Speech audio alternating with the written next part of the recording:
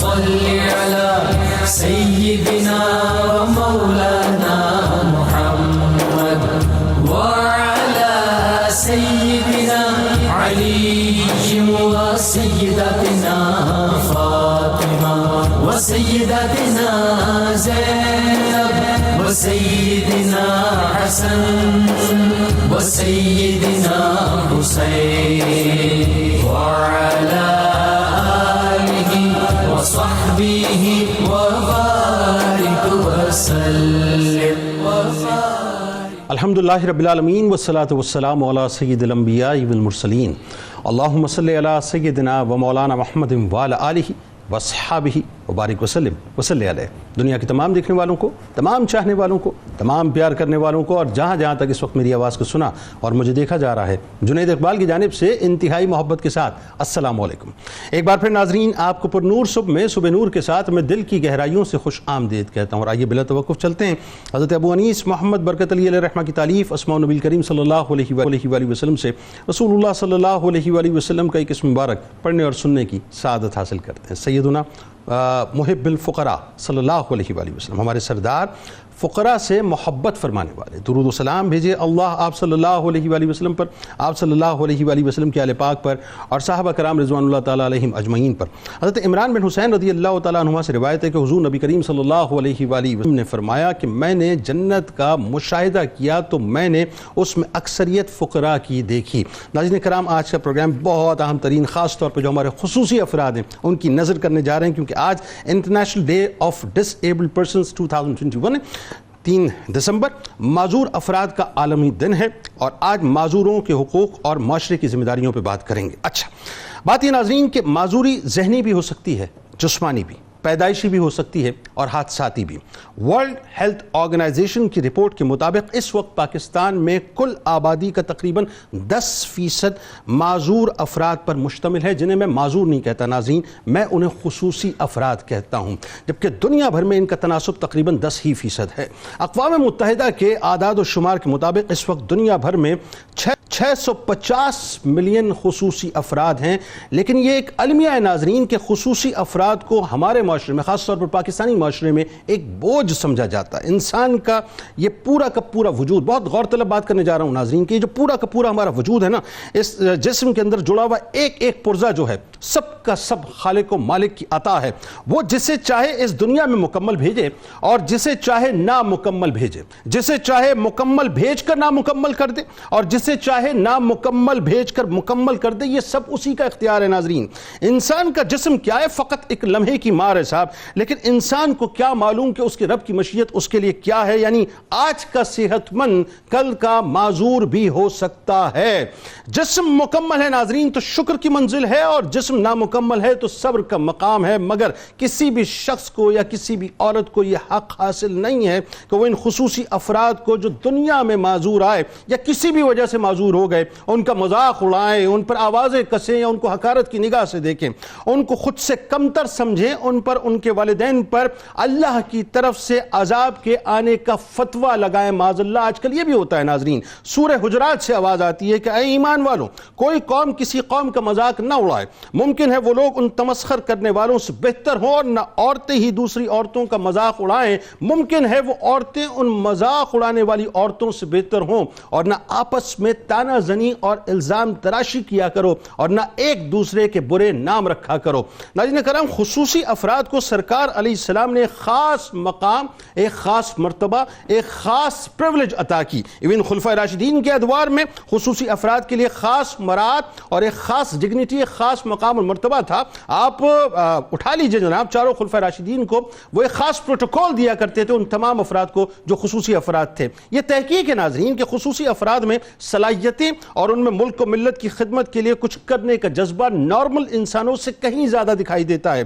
یہ نظروں ہی نظروں میں ہم سے دراصل یہ تقاضا کرتے ہیں کہ خدارا ان پر ترس کھا کر انہیں نظر انداز نہ کیا جائے، بلکہ انہیں مایوسیوں کے جو ہے دلدل کے اندر بھی نہ دھکیلا جائے، بلکہ ان کو استعمال کیا جائے اور ان کو معذوری کے سبب دوسرے انسانوں سے کمزور بھی اور کمتر بھی نہ سمجھا جائے، بلکہ ان کو خصوصی حیثیت دے کے ان کی صلاحیتوں کو چینلائز کیا جائے۔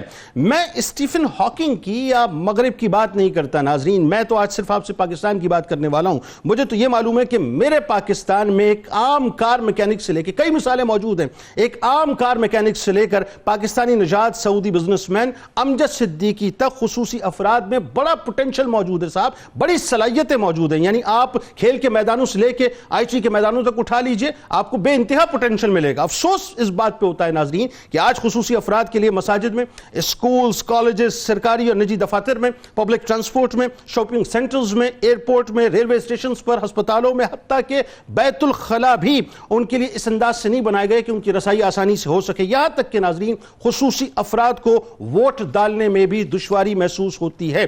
عمارتوں کے انفراسٹرکچر میں خصوصی افراد کے لیے ریلنگ اور ریمپ تک نہیں بنائے جاتے، جس کی وجہ سے جگہ جگہ ان افراد کو اذیت کا احساس ہوتا ہے اور ان کی اکثریت گھروں تک محدود ہو جایا کرتی ہے۔ لہذا خصوصی افراد کے احساس محرومی کا خاتمہ کرنے اور ان کی بحالی کے لیے بلکہ ان کو معاشرے کا ایک فعال فرد بنا رہے اور ان کو معاشرے کی چین میں ایک بھرپور حصہ دینے کے لیے حکومت کو ایک پرفیکٹ میکانزم بنانا ہوگا۔ خصوصی افراد نے دنیا کے ہر شعبے میں اپنا لوہا منوایا ہے، انہوں نے اپنی محنت اور لگن سے معذوری کو شکست دے کر معاشرے میں اپنا مقام بنایا ہے اور اپنی صلاحیتوں کو یہ ثابت کیا ہے کہ اگر جسم معذور ہو بھی گیا ہے تو کوئی بات نہیں ہے، انسان کی سوچ کو معذور نہیں ہونا چاہیے۔ لہذا ناظرین آج بنیادی طور پر اپنے ارد گرد جتنے بھی خصوصی افراد ہیں ان کو خراج تحسین پیش کریں اور ان کو معاشرے کا ایک فعال کردار۔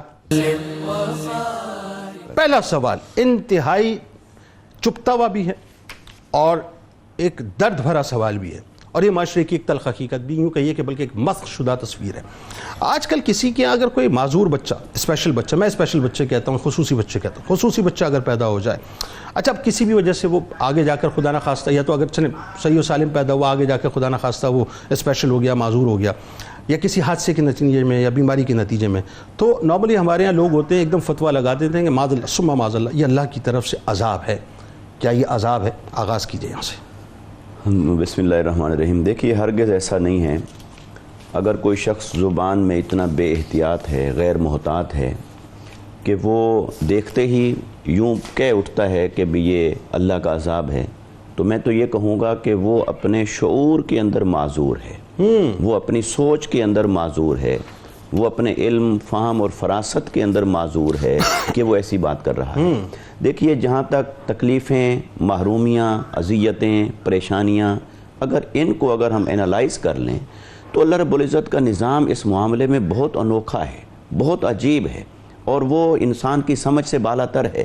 اللہ رب العزت یہ جو تکلیفیں، مصیبتیں، محرومیاں ہیں، یہ کبھی سزا کے طور پر ہوتی ہیں اور کبھی امتحان کے طور پر ہوتی ہیں۔ اچھا اب یہ کہاں سزا ہے اور کہاں امتحان ہے، یہ بتائیے فرق اس کی چند نشانیاں تو ہم جان سکتے ہیں، قطعی فیصلہ ہم نہیں کر سکتے، یعنی فتویٰ نہیں لگانا چاہیے، فتویٰ نہیں لگا سکتے، قطعی طور پر فیصلہ نہیں کر سکتے کہ یہ جو تکلیف اور محرومی ہے یہاں عذاب ہے، سزا ہے یا امتحان ہے۔ لیکن یہ سمجھائیں اب اس میں اس کو یوں دیکھتا ہوں، دیکھیے سمجھنے کے لیے یہ ہے کہ اگر کسی جگہ پر کہیں کوئی محرومی ہے، تکلیف ہے اور مصیبت ہے، پریشانی ہے، دکھ ہے، بیماری ہے، ذہنی معذوری ہے، جسمانی معذوری ہے، پیدائشی ہے یا حادثاتی ہے، اگر کہیں کوئی ایسی چیز موجود ہے، اس نے اگر انسان کو اللہ کے قریب کر دیا ہے تو یہ اس کے لیے نعمت ہے، یہ اس کے لیے آزمائش ہے، یہ امتحان ہے، یہ وہ امتحان ہے جس میں کوئی شریک ہو کر جن تکلیفوں سے گزر کر کوئی درجے پاتا ہے،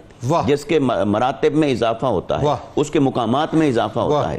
اور اگر کسی تکلیف نے انسان کو رب سے دور کر دیا ہے، اللہ سے دور کر دیا ہے، ایمان سے دور کر دیا ہے، وہ یقیناً سزا ہے۔ اچھا میرا خیال ہے اگر میں غلط نہیں تو مولا کائنات کے قول ہے جس کا مفہوم یہ ہے کہ ان سے پوچھا گیا کہ آزمائش میں اور عذاب میں فرق ہے، آپ نے فرمایا جو تکلیف تمہیں اللہ سے قریب کر دے وہ آزمائش ہے اور جو دور کر دے وہ عذاب ہے۔ جی ایسے ہی ہے۔ تو لہٰذا ایک تو یہ اس میں فرق ہے تکلیف کا۔ اب اللہ رب العزت کی رحمت کی مختلف صورتوں میں سے ایک صورت تکلیف بھی ہے۔ اگر انسان کو کبھی کوئی تکلیف نہ ہوتی تو انسان کے دل میں رقت کہاں سے پیدا ہوتی، وہ اللہ رب العزت کی نعمتوں کا شکر کیسے بجا جاتا ہے۔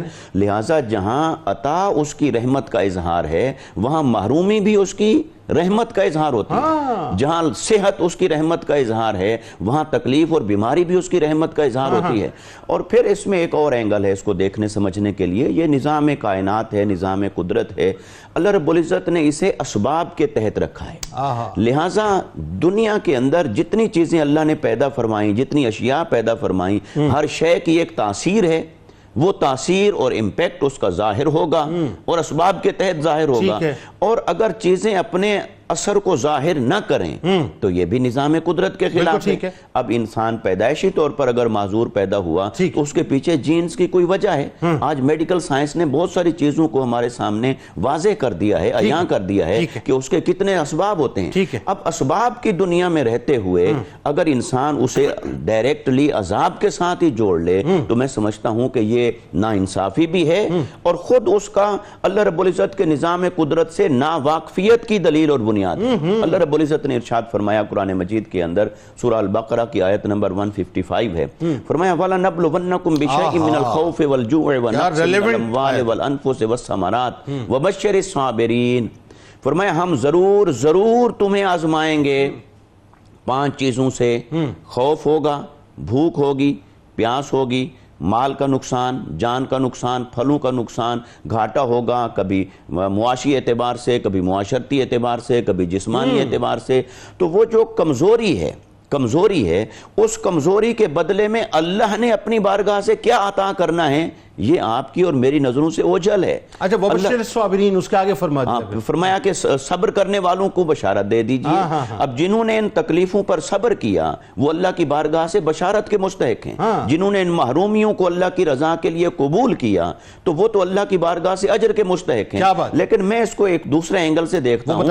یہ تو ایک تو وہ شخص ہے جو کسی محرومی کا شکار ہے, جو کسی کمزوری کا شکار ہے, وہ تو صبر کرے گا اور اجر کا مستحق ہے. لیکن یہ کیا معاشرے کے لیے آزمائش نہیں ہے, دیکھنے والوں کے لیے آزمائش نہیں ہے کہ آپ ان کے ساتھ کیسے ڈیل کرتے ہیں, آپ ان کے ساتھ کیسے ٹریٹ کرتے ہیں. اگر آپ کے سامنے ایک نابینا شخص ہے اور اللہ نے آپ کو بینائی عطا کی تو اسے دیکھ کر کیا آپ اللہ کے حضور سجدہ شکر بجا رہے ہیں, کیا آپ نے اس نابینا کو دیکھ کر پھر اس کی مدد کرنے کے لیے آگے قدم بڑھایا, ایسے جسمانی یا اسے عذاب کا مستحق قرار دے دیا, یا اسے عذاب کا مستحق قرار دے دیا اور تان و تشنیع کر کے تو آپ آگے گزر گئے. تو آپ نے خود ان نعمتوں کی ناقدری کر دی جو اللہ نے آپ کو نواز رکھا ہے. لہٰذا خود انسان کے لیے, معاشرے کے لیے وہ چیزیں آزمائش ہوتی ہیں, امتحان ہوتا ہے. جیسے قرآن مجید نے کہا, کفار کی ایک طرز کو بیان کیا کہ جب وہ کسی غریب اور محتاج کو دیکھتے تو کہتے ہم اس پر مال خرچ کیوں کریں, اگر اللہ چاہتا تو اس کو اپنے خزانے سے دیتا. اللہ نے فرمایا میں نے تمہارے لیے آزمائش بنایا ہے, میرے پاس تو کمی نہیں ہے کسی شے کی, میں تو جسے جتنا عطا کرنا چاہوں میری بارگاہ میں کوئی حد نہیں, مگر یہ کہ کسی کو محروم رکھا ہے تو وہ تمہارے لیے آزمائش بنایا ہے کہ تم اس کے ساتھ کیسے بیہیو کرتے. میں نے کئی لوگوں کو دیکھا, چونکہ بات نکل آئی تو یہ بات بھی ساتھ ساتھ چلی جانی چاہیے کہ ایک تو وہ خصوصی افراد کی بات ہے, اسی کے ساتھ ساتھ بہت سے ایسے لوگ جو سیویئر بیماریوں میں مبتلا ہو جاتے ہیں اور پھر مفلوج ہو جاتے ہیں. مثال کے طور پہ فالج ہو گیا اور منہ ٹیڑھا ہو گیا, مطلب منہ سے تھوک بہ رہا ہے, تو لوگ ان کو بھی دیکھ کے کہتے ہیں دیکھو یار اللہ نے معاذ اللہ کیسا بنا دیا ہے کہ مطلب اب تو چہرے بھی ٹیڑھے ہو گئے ہیں, مطلب بات بھی صحیح نہیں کر پاتے, الفاظ بھی نہیں نکلتے. یا کوئی اگر کینسر میں تڑپ کے مر رہا ہے یا ہیپیٹائٹس میں تڑپ کے مر رہا ہے, اس پر ہم فتوے لگا دیتے ہیں. تو بات تو وہی آ گئی کہ ہمیں ہر طرح سے اللہ سے خوف کرنا چاہیے, یہی وائرس ہمارے بھی جسم میں پینیٹریٹ کر سکتا ہے. بالکل ہو سکتا ہے. اور دیکھیے ایک حدیث پاک ہے, اللہ رب العزت قیامت کے دن سب سے پہلے نوازنے کے لیے, انعام و اکرام عطا کرنے کے لیے اہل بلا کو بلائے گا. اہل بلا کا مطلب ہے جو کسی تکلیف میں مبتلا رہے, اس میں یہ خصوصی افراد بھی یا کسی تکلیف میں مبتلا رہے, ان کو بلائے گا اور ان کو نوازے گا. جب تو حشر کے میدان میں وہ تمام لوگ جنہوں نے زندگیاں صحیح سالم گزاری ہوں گی, جو کسی مشکل کا شکار نہیں ہوئے ہوں گے, وہ اس دن رشک کریں گے اور کہیں گے کاش ہم نے بھی دنیا میں کچھ محرومیاں, کچھ دکھ, کچھ تکلیفیں, بیماریاں دیکھی ہوتی تاکہ آج ہم یوں اللہ کے انعام و اکرام کے مستحق ہو جاتے. سبحان اللہ. بات آگے بڑھاتے ہیں, کیا کمال ابتدا ہے. اور میں بس کیا آپ کو بتاؤں, اس وقت میری کیفیت ہی بڑی دوسری ہو گئی, کیونکہ وہ سارے بچے بچیاں, وہ نوجوان بھی اس وقت سمجھ لیں ایسے نگاہوں کے سامنے گھوم رہے ہیں, جو ویل چیئر پہ ہوتے ہیں, جو ظاہر لاٹھی لے کے چلتے ہیں. اللہ تعالیٰ سب کو جو ہے وہ اپنی والدین کی آنکھوں کی ٹھنڈک بنائے. اللہ سب بات کو آگے بڑھا. خصوصی افراد بھی ظاہر ہے یہ اللہ کی خلق ہے نا, اللہ کا کنبہ ہے. اللہ تبارک و تعالیٰ نے ان کو بھی اپنا کنبہ فرمایا ہے. مطلب ان کے لیے قرآن و حدیث میں کیا تعلیمات ملتی ہیں وہ ذرا بتائیے لوگوں کو آج. بسم اللہ الرحمن الرحیم. دیکھیے جنید بھائی، ہم جب مذاہب عالم کا مطالعہ کرتے ہیں اور ایک طاہرانہ نگاہ اور نظر ڈالتے ہیں تو جملہ مذاہب میں کہیں نہ کہیں ان محرومین، ان سائلین، ان مستضعفین افراد کے حوالے سے کوئی نہ کوئی احکامات ہمیں ضرور ملتے ہیں. درست. اگر اللہ رب العزت کی جانب سے جو احکامات اور ہدایات آسمان سے امتوں کو عطا کیے گئے، اس میں ایک بہت بڑی مثال ہمیں جناب عیسیٰ روح اللہ علیہ نبینا علیہ الصلوۃ والسلام کی ملتی ہے. سبحان اللہ. دیکھیے معجزات نبوت پر دلیل ہوا کرتے ہیں. واہ. اور یہ معذور افراد یا کمزور افراد رب ذوالجلال کی بارگاہ میں اتنے مقبول ہیں اور اتنے محبوب ہیں کہ وہ جناب عیسیٰ روح اللہ جو بن کر آ رہے ہیں، وہ اپنی نبوت پر دلیل کے طور پر جو معجزہ لے کر آ رہے ہیں، ان کا خاص تعلق اس کمفرٹ اور اس انٹرٹین کے ساتھ ہے کہ جو معذور افراد کو دینا ہے. یعنی کوئی پیدائشی اگر نابینا شخص ہے تو اسے وہ بینائی عطا کر کے اپنی نبوت پر دلیل بھی دے رہے ہیں اور ساتھ ساتھ انہیں اس اذیت کے اس معاملے سے رفع اور دور کرتے ہوئے بھی نظر آ رہا ہے. کوڑ کے مرض میں اگر کوئی شخص مبتلا ہے، پوری دنیا اسے دھتکار رہی ہے، اپنے پاس بٹھاتی نہیں ہے، ان کے برتن جدا کر رہی ہے، انہیں اپنے ساتھ کھلاتی نہیں ہے. یہ اللہ کے نبی ہیں، جناب عیسیٰ ہے، روح اللہ ہے، وہ ان کے قریب بھی جاتے ہیں، ان کے جسم پر ہاتھ بھی پھیرتے ہیں، انہیں شفا یاب بھی کر رہے ہیں. گویا کہ یہ انداز ہمیں بتاتا ہے کہ اللہ رب العزت نے اس انسانیت کو ان معذور افراد کے ساتھ جو حسن سلوک کا معاملہ فرمایا عطا کیا، وہ ان نبیوں کے ساتھ بھی اسی طرح سے متصف ہے. سبحان اللہ. پھر اس کے بعد جب دین کامل، دین اسلام، قرآن مجید، فرقان حمید اور حضور علیہ السلام کی احادیث اور حضور کی سنت کی صورت میں ہمارے سامنے نظر آتا ہے تو پھر یہ بات طے ہو جاتی ہے کہ ان معذوروں، ان سائلین، ان کمزور اور ان ناتواں افراد کے حوالے سے قرآن جو ہمیں ہدایات جاری کرتا ہے، مصطفیٰ کریم صلی اللہ علیہ وسلم کے جو فرامین ہمارے سامنے نظر آتے ہیں، وہ ایسے بے مثل اور بے مثال ہے کہ انسان حیرت میں مبتلا ہو جاتا ہے کہ اللہ رب العزت نے ہی پیدا کیا اور پھر ان کی اس آزمائش کو رفع کرنے کے لیے لوگوں کو تعلیمات کس خوبصورت انداز ملی. جیسے مفتی صاحب نے فرمایا کہ ہمارے لیے آزمائش ہے کہ ہم ان لوگوں کو ٹریٹ کیسے کرتے ہیں، ان کے ساتھ بیہیو کیسے کرتے ہیں. اب آپ ذرا یہ دیکھیے کہ یہ جو جہاد ہے، جسے 5 بنیادی ارکان کے بعد 6واں رکن قرار دیا جاتا ہے، اتنا بڑا درجہ اور مقام ہے. کائنات کے تاجدار صلی اللہ علیہ وسلم نے جہاں انہیں ریلیف دیتے ہوئے فرمایا کہ تمہیں یہ رعایت دی جاتی ہے کہ تم جہاد کے میدان میں شریک نہ ہو کیونکہ تم اپنے آپ کو بھی دشمن کے حملے سے نہیں بچا سکتے. لیکن دوسری سمت آپ یہ دیکھیے، حضور علیہ الصلوۃ والسلام ارشاد فرما رہے ہیں کہ اگر کوئی شخص تمہارے سامنے معذور مقابلے کے لیے آ جائے تو اس پر بھی تلوار مت اٹھاؤ. دشمن کی جانب سے بھی اگر کوئی معذور ہے تو تلوار کو روکنے کا حکم دیا جائے. اب آپ پھر ذرا اس کی جانب دیکھیے کہ جنہیں بھائی پیچھے چھوڑ کر جایا جا رہا ہے ان کے بارے میں حکم آ رہا ہے. قرآن کہہ رہا ہے لیس علی الاعمی حرج ولا علی الاعرج حرج ولا علی المریض حرج. فرمایا کہ جو نابینا ہیں، جو لنگڑے لولے ہیں یا کسی مرض کے مبتلا ہونے کی وجہ سے جہاد میں نہیں، ان پر کوئی گناہ نہیں ہے کہ وہ اپنے بہن بھائیوں کے گھر، رشتہ داروں کے گھروں سے جا کر ان سے کھانا لے لیں اور کھانا کھا لیں. یہ ان کے جانب سے ایک رعایت دی گئی. پھر آپ ذرا یہ دیکھیے کہ میں وہ عرض کرنا چاہتا ہوں، حضرت جناب سیدنا عمر فاروق رضی اللہ تعالیٰ عنہ کا دور خلافت ہے. ایک شخص کو آپ نے دیکھا کہ وہ بائیں ہاتھ سے کھا رہا ہے. جناب عمر فاروق رضی اللہ تعالیٰ عنہ قریب گیا اور فرمایا کہ اللہ کے بندے تو سیدھے ہاتھ سے کیوں نہیں کھاتا؟ تو اس نے جواب میں کہا کہ میرا سیدھا ہاتھ مشغول ہے. آپ چل دیے. پھر ایک موقع پر دوبارہ دیکھا تو وہ الٹے ہاتھ سے کھا رہا ہے. فرمایا کہ سیدھے ہاتھ سے کیوں نہیں کھاتا؟ اس نے وہی جواب دیا.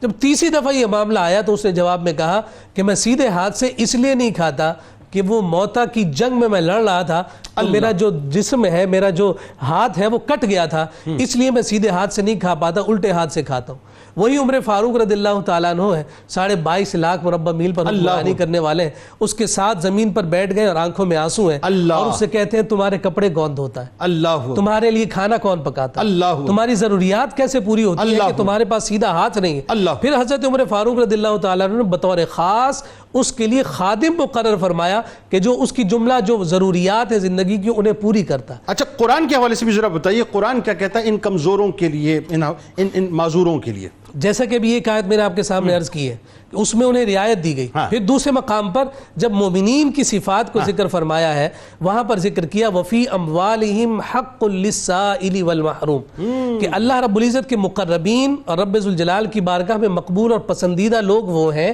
فرمایا کہ انہوں نے اپنے مال میں سائلین اور محروم لوگوں کا حق رکھا ہوا, یعنی وہ جب بھی کبھی خرچ کرتے ہیں یا ان کے اس مال کے ذریعے سے کسی کو نفع پہنچتا ہے تو وہ سائلین اور جو اس طرح کے خصوصی افراد ہیں ان کی خاص رعایت کرتے ہیں, ان کی فیسیلیٹیشن کے لیے ان کے پاس الگ سے مال موجود ہے. فرمایا کہ یہ مال ان کے درجات کی بلندی کا ذریعہ بنتا ہے اور یہ صفت مومنین کی صفات ذکر کی جا رہی ہیں. اور اگر کوئی ایسا صحابی کہ جو اس اعتبار سے کمزور بھی ہے کہ وہ لڑ نہیں پاتا ہے اور اس کے بیٹے اگر منع بھی کرتے ہیں تو آقا کائنات صلی اللہ علیہ وسلم جناب عمر بن جموح رضی اللہ تعالیٰ عنہ کی صورت میں انہیں منع بھی فرما رہے ہیں کہ تم پر جہاد کے حوالے سے تکلف نہیں ہے, تمہیں رعایت دی گئی ہے. مبارک ٹانگ نہیں تھی آپ کی. جی, یہ پوری جو تفصیل ہمیں ہمارے سامنے نظر آتی ہے یہ ایک ایسا واضح پیٹرن ہمیں اس شریعت مطالعہ کا نظر آتا ہے کہ یہ معذور افراد, یقیناً آپ کی بات درست ہے کہ یہ خصوصی افراد ہیں اور شاید انہی کی برکت سے اللہ رب العزت جو ہے صحیح سلامت لوگوں کو برکتیں عطا فرمائے. اچھا آپ دیکھیے گا کئی جگہوں پہ آپ نے دیکھا ہوگا ایک خاص شکل کے, ہم تو ویسے ان کو منگول بیبیز کہتے ہیں, وہ ایک خاص شکل کے ہوتے ہیں, وہ مخصوص ہوتے ہیں, وہ ایک ہی شکل کے آپ کو نظر آئیں گے, وہ کئی گھروں کے اندر موجود ہوتے ہیں, مطلب چاہے وہ دبلے ہوں یا موٹے ہوں لیکن شکل جو خد و خال ہوتا ہے وہ ایک ہی ہوتا ہے. میں نے عموماً لوگوں کو دیکھا ہے کہ جن گھروں میں وہ ہوتے ہیں ان گھروں میں بڑی برکتیں ہوتی ہیں اور لوگ ان کی خدمت بھی بہت کرتے ہیں, دعائیں بھی بہت لیتے ہیں, تو وہ ایک مخصوص چہرہ ان کا ہوتا ہے اگر آپ لوگوں کے ذہن میں آ رہا ہو. اچھا بات تھوڑا سا آگے بڑھاتے ہیں. سرکار علیہ السلام نے خصوصی افراد کی, اچھا چونکہ میرے سرکار تو ملجا و ماوا ہیں پوری کائنات کے, کائنات کی ساری مخلوقات جو آپ ہی کی بارگاہ میں آتی ہیں اور آپ ہی ان کی دلجوئی فرماتے ہیں, تو جو خصوصی افراد ہیں ان کی کیسے دلجوئی فرمائی ایک بار. دوسرا جو مقام المرتبہ سرکار علیہ السلام نے ان کو عطا فرمایا اس کے بارے میں ذرا بتائیے.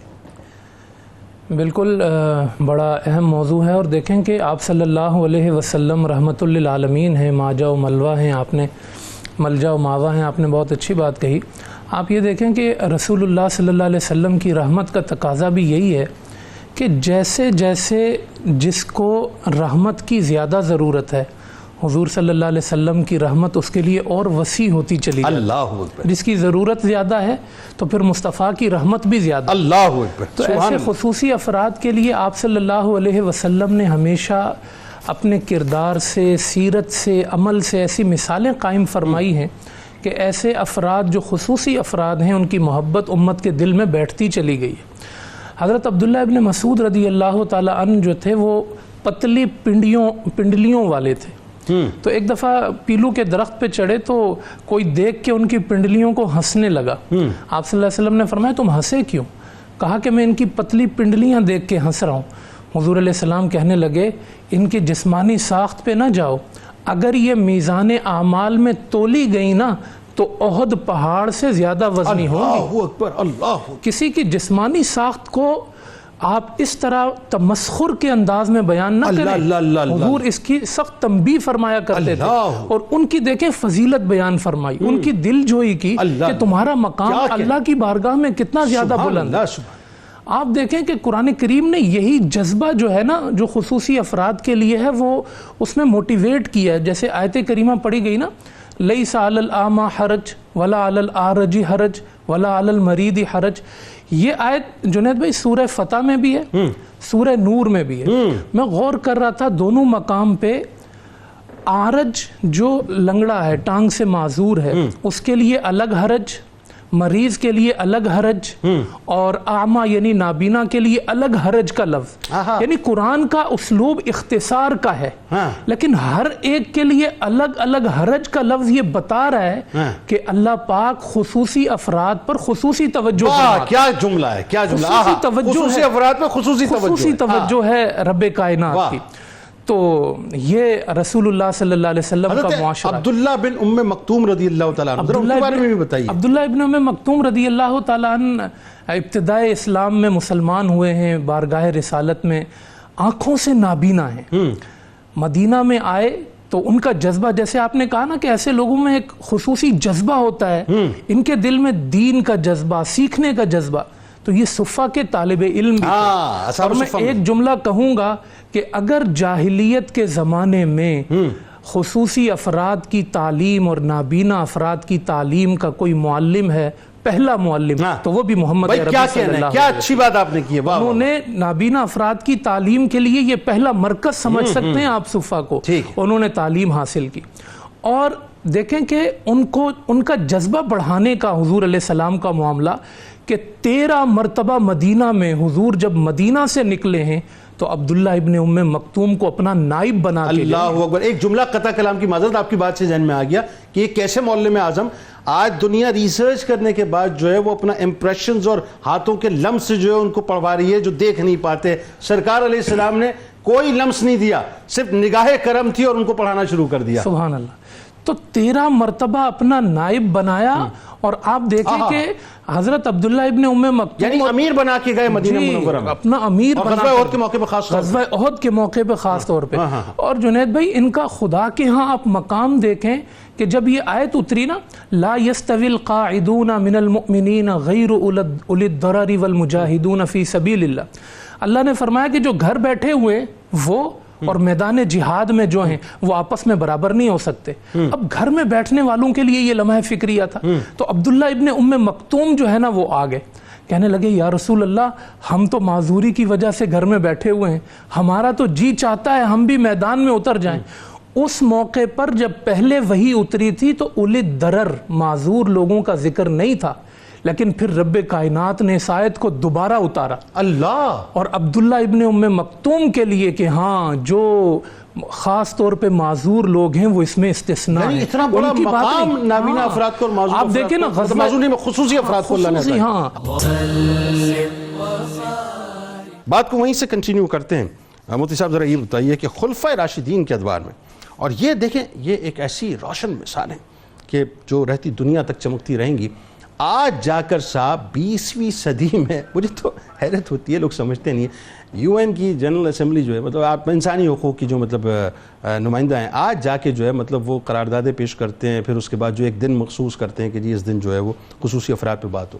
1450 برس پہلے کنڈکٹ دے دیا تھا۔ خلفائے راشدین کے ادوار میں خصوصی افراد کا خاص طور پہ جو ریاست نے خیال رکھا، ان کے ساتھ حسن سلوک رکھا، اب چاہے وہ مسلم ہو یا غیر مسلم، بتائیے۔ دیکھیے ہماری اسی گفتگو کے اندر ہمارے پینل میں موجود دونوں علماء کرام نے قرآن مجید اور سیرت نبوی صلی اللہ علیہ وسلم کے حوالے سے ان خصوصی افراد کے بارے میں جو تعلیمات آئی ہیں اس کا ذکر فرمایا۔ اب وہ جو کچھ قرآن نے اتارا اس کی عملی تصویر سیرت محمدی صلی اللہ علیہ وسلم ہے، درست، اور جو کچھ پھر قرآن، حدیث اور آقا علیہ السلام کی سیرت میں ہمیں دین عطا ہوا اس کی عملی شکل خلافت راشدہ کے اندر نظر آئی۔ بالکل۔ لہٰذا یہ کیسے ہو سکتا تھا کہ خلافت راشدہ جیسی ریاست، حکومت، اور وہ معذوروں کے بارے میں، نابینوں کے بارے میں، کمزوروں کے بارے میں اور خصوصی افراد کے بارے میں ان تعلیمات کو نظر انداز کر دیں جو اللہ اور اس کے رسول صلی اللہ علیہ وسلم نے اتنے اہتمام کے ساتھ انسانیت تک پہنچائی تھیں۔ بے شک۔ تو ہمیں نظر آتا ہے حضرت صدیق اکبر رضی اللہ تعالیٰ عنہ کے زمانہ مبارک کو لے لیں، آپ کے بارے میں ایک بہت معروف واقعہ ہے، اسی سے ہی اندازہ لگا لیا جائے کہ آپ کا طرز حکمرانی کیا تھا۔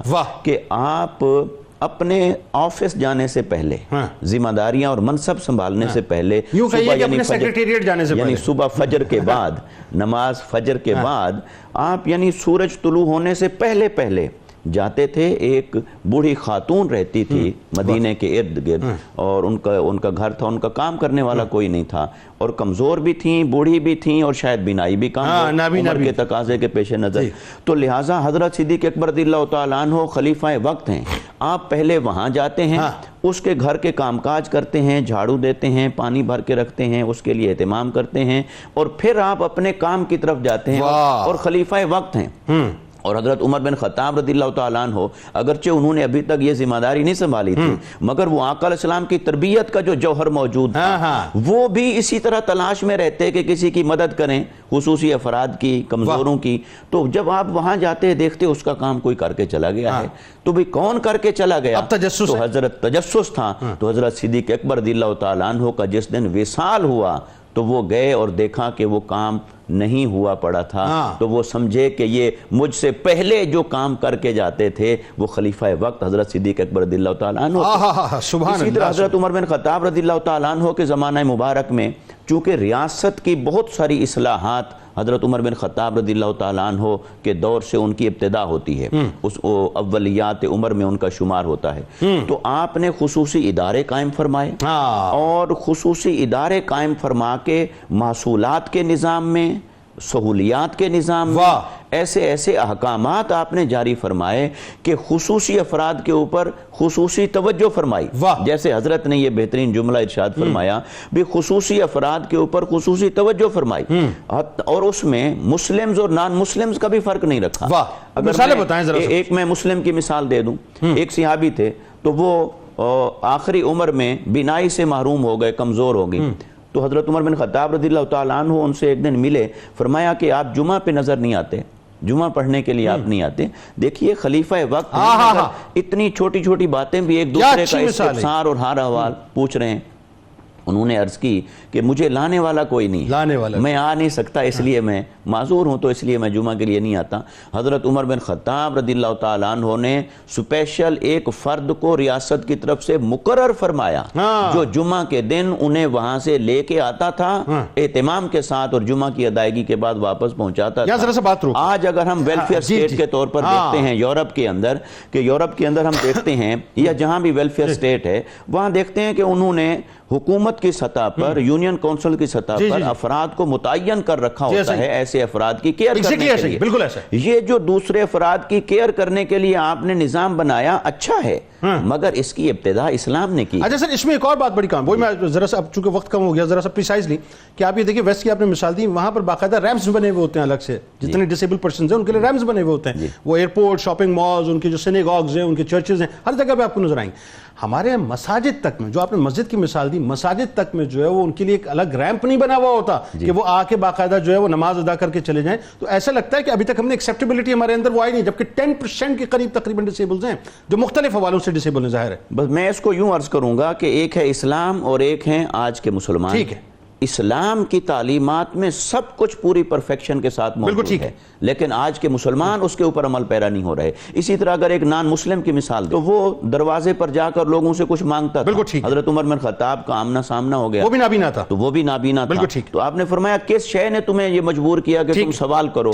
تو اس نے کہا ایک تو بڑھاپا ہے، دوسرا جزیہ دینا پڑتا ہے، اور آمدنی نہیں، تو میں کیا کروں؟ حضرت عمر بن خطاب رضی اللہ تعالیٰ عنہ نے ان کے لیے اسپیشل ماہانہ انکم کا انتظام فرمایا، حکم جاری دیا اور ان کا جزیہ کم کر دیا، اور پھر آپ نے عمومی حکم جاری فرمایا کہ وہ تمام نان مسلم لوگ جو ریاست کو جزیہ دینے کے پابند تھے مگر اب ان کا سورس آف انکم نہیں رہا، فرمایا کہ ہم ان کی جوانیوں سے فائدہ اٹھاتے رہے، اب بڑھاپے میں ان کو ریوارڈ دیں گے۔